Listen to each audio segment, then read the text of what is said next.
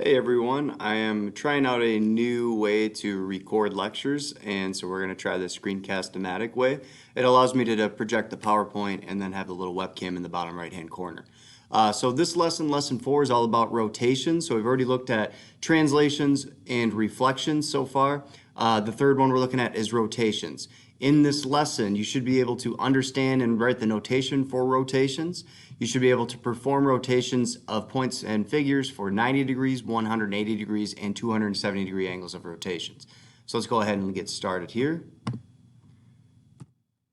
So before we start with rotations, we need to understand the coordinate plane pretty well. So in the coordinate plane, the way that it works is the x-axis here, the horizontal one, is you can kind of think of it as a number line along with the y-axis. But if we move right on the number line or right on the x-axis, that's positive movement. If we move left, that's negative movement. For the y, if we move up, that's positive. If we move down, it's negative. So we should have an idea that if we have a point that's in this upper right quadrant, my x and my y should both be positive. If I have a point in the upper left-hand corner, my x should be negative because it's on the left side of the x-axis, and my y's are positive because it's still up. Bottom left should both be negative, so negative x and negative y if I'm in the bottom left quadrant, which is also the third quadrant. And the fourth quadrant should have a positive x and a negative y. Now, with rotations, we are also going to be rotating around the origin, or about the origin is what they say. So we're going to use this point, 0, 0, where our y and our x-axis meet. This is going to be the point that we basically circle everything around that point. Now, rotations are always counterclockwise. So we're always going to go counterclockwise. So think about the way that a clock goes. We're going the opposite direction. All right. Now, a full circle is 360 degrees. Hopefully everybody remembers that. A full circle is 360 degrees. Since this coordinate plane is broken up into 4 quadrants, we have each quadrant kind of representing a 90-degree change. So we're going to kind of use this thought that every 90-degree rotation will move us from one quadrant to the next. And again, we're going counterclockwise. So the way that this works is we'll look at a point that's at a negative 4, 3. And if we do a 90-degree rotation about the origin, so again, a 90-degree angle is usually marked by this little red box here like this, red square to represent a 90-degree angle. If we perform a 90-degree rotation on this point A, again, we're going to go down to the next quadrant, so it'll put us in this bottom left. And notice how both my x and y are negative. So again, that's because we're in the bottom left quadrant. That's why they're both negative. And then also you should notice how the numbers kind of switched a little bit. So let me move this box here. So notice how numbers 4 and the 3 kind of swapped places, which always happens with 90-degree and 270-degree rotations. Now, if you look at a 180-degree rotation, 180-degree rotation is half of a circle. So you can kind of think of moving half of a circle. This would be a semicircle, or this 180 degrees is half a circle. So when you move 180 degrees, you're going 1, 2 quadrants. So again, we started in the top left, and then every 90 degrees is a quadrant change. So 1 quadrant, 2 quadrants. 180 means that I have to end up in this bottom right quadrant. Notice how with 180, the numbers do not switch places. But again, since I'm in the bottom right quadrant, my x's are positive and my y's are negative. All right, and then lastly, notice that the numbers do not switch. So the numbers don't switch around for a 180-degree rotation. And then we have 270 degree. So 270 degree, that's 90, 90, 90. So 3 different 90s. So we're going to go 3 quadrants. So if I start at this point A and I hop 1, 2, 3, now I'm up in this upper right quadrant. So both my x and my y should be positive. And also notice that with 270-degree rotation, we have kind of this flipping of the numbers again. So the 4 and the 3 will trade places. And then because we're in the upper right-hand quadrant now, they'll both be positive. So again, depending on what quadrant you end up in, that's how you're going to know what your sign should be. Also notice that we have this little red square here. That means that a 270-degree rotation is really the same thing as 90 degrees clockwise, or negative 90 degrees. All right, so When you're rotating points, number one, remember to go counterclockwise. Number two, keep in mind that the point moves to a new quadrant for every 90-degree rotation. So if it's 90, it's one quadrant hop. If it's 180, it's two quadrant hops. If it's 270, it's three quadrant hops. Then also the third thing to keep in mind is that if it's a 90-degree or 270-degree rotation, you have to swap the numbers around. Not necessarily the signs, so the negatives won't come with the numbers. You just want the actual numerical values. And then number four, we're going to label the coordinates, so we'll determine if they should be negative depending on what quadrant they'll end up in. So we're just going to look at a couple examples here after we look at the notation. So notation is similar to reflections and translations. We have this letter in front. In this case, the lowercase r represents rotation. The number 270 is our angle of rotation. So it's basically how many quadrants you're hopping. So in this case, it's 3 because it's 270. The O you can kind of ignore because we're going to use the origin for pretty much all of our rotations. It is the point that we're rotating around. So we're always going around the origin. And then the A is just the point that you're rotating or anything that you're rotating. So we'll do example 1. It says perform the following rotation. So we're doing a rotation of 90 degrees about the origin on this ABCD.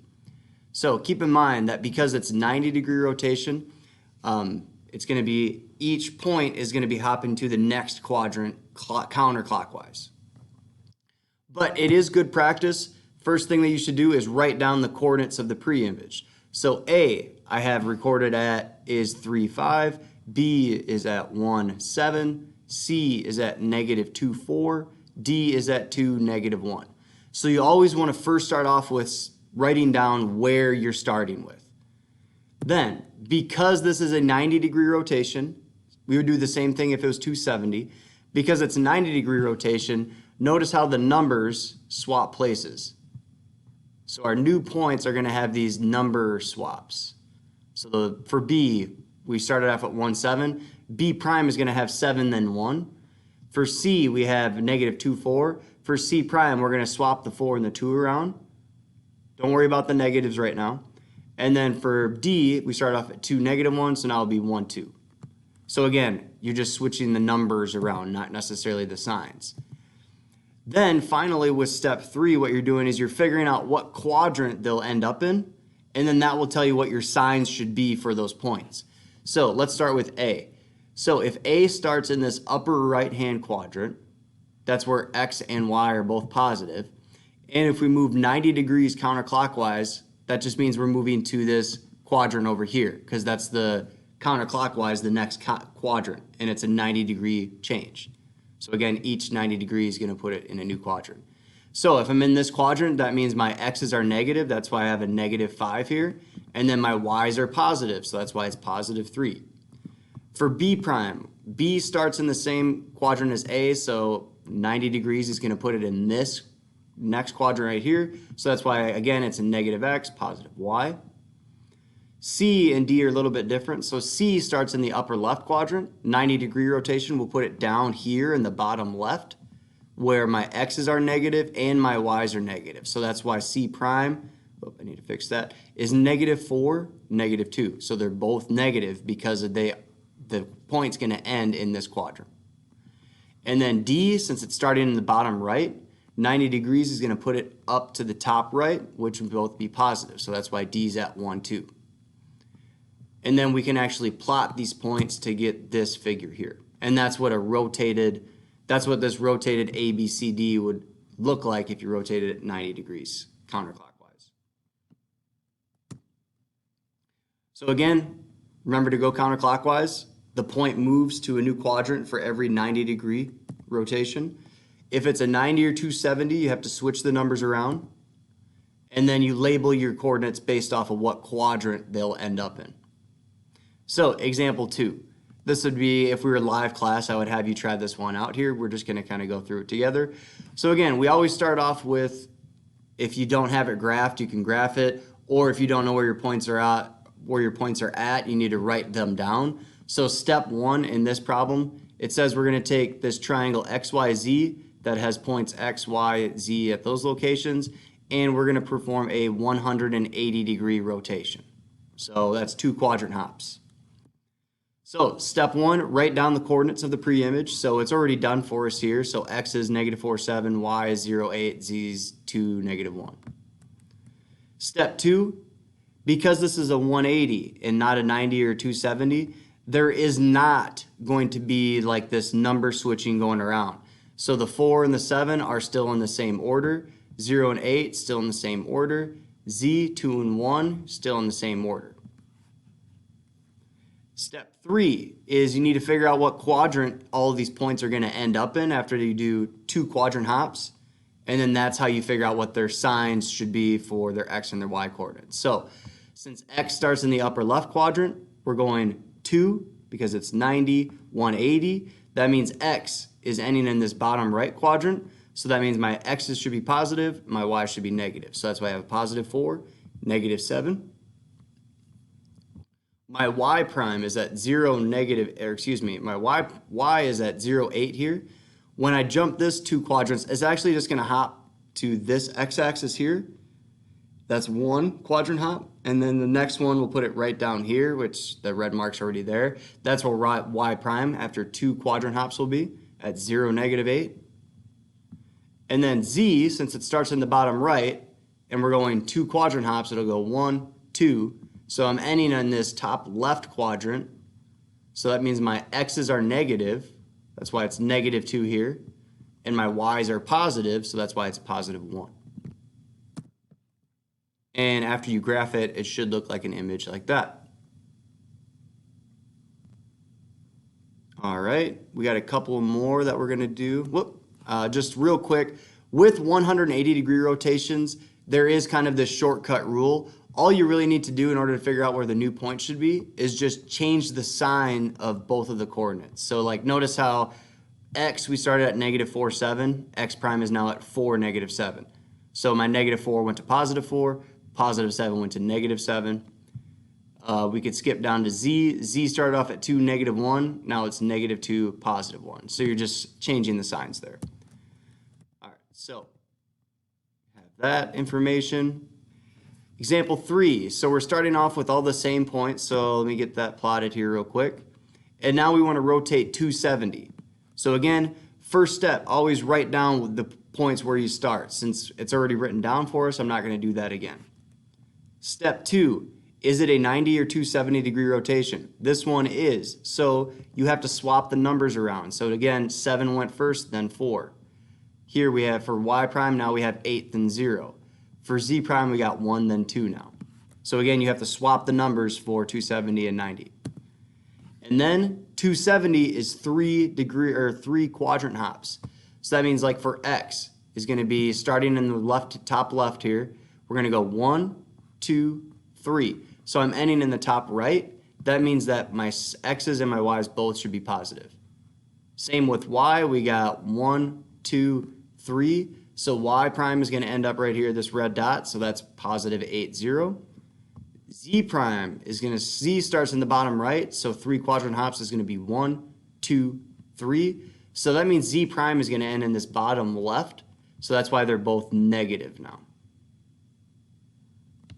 All right, and then when it's graphed, it'll look like that after a 270-degree rotation.